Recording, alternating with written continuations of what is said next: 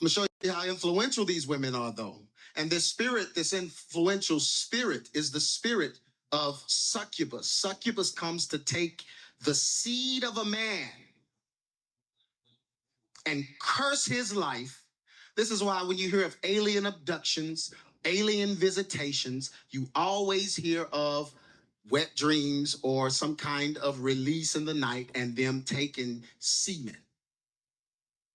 That's the blood of the man. They take it. They harvest it. This is what these devils do. And they lay hold and claim on the man. And these spirits end up dominating a man for the rest of his life. He does good for a little while and then he's back in front of porn. He does good for a little while and then he's back to doing what he used to do because something from another dimension is messing with his blood. And he uses succubus to come to take the blood from, or the semen from the man.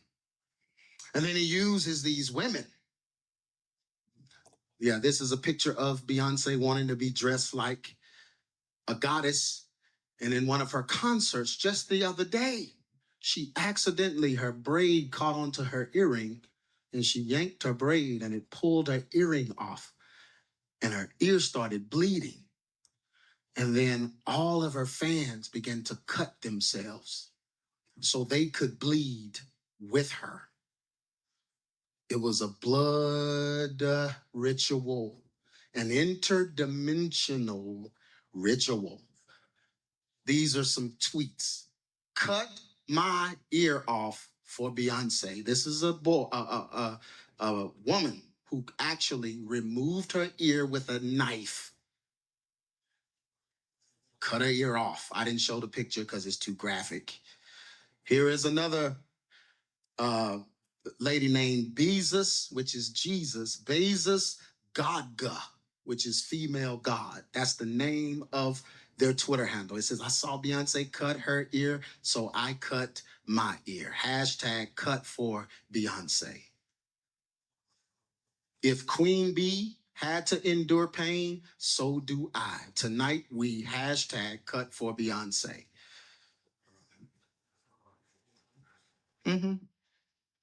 Only a real fan would defend their queen like this. That's what the tweet says.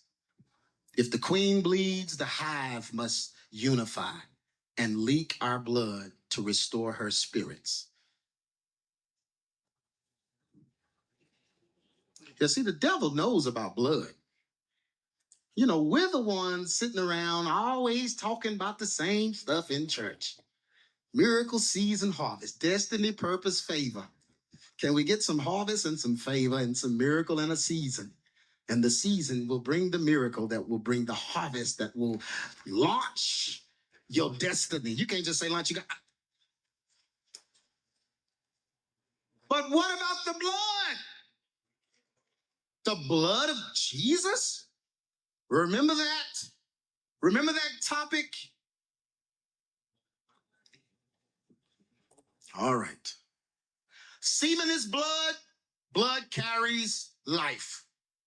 In forensics, if they got a man's semen, they can draw a whole picture of him.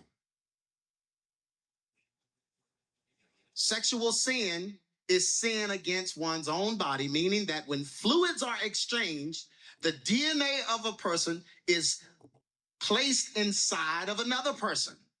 They become one flesh. That makes sense, doesn't it? The DNA in one gets in the other, they become one flesh. Fluid exchange. This one flesh union, in the case of heterosexual relations, fuses the two together to form a spiritual union. The fluid exchange is a life exchange. Did you just hear what I said?